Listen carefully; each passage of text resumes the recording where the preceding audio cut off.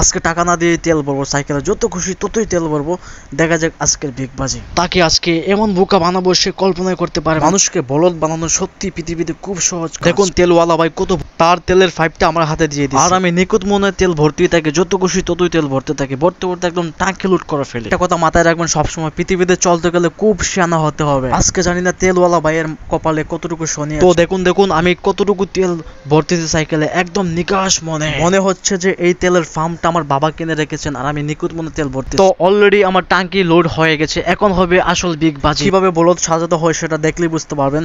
তো আর দেরি না করে এখন হবে আমার আসল খেলা।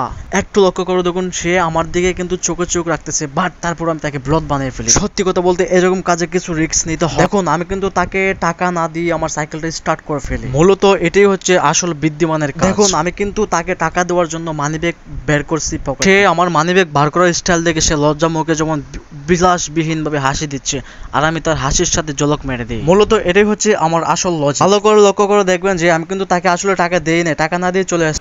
এইসব মানুষদের কাছ থেকে অবশ্যই সবসময় সাবধান থাকতে হবে। আর মূলত এটা হচ্ছে একটা প্রাঙ্ক ভিডিও এভরিওয়ান। আসলে এটা মূলত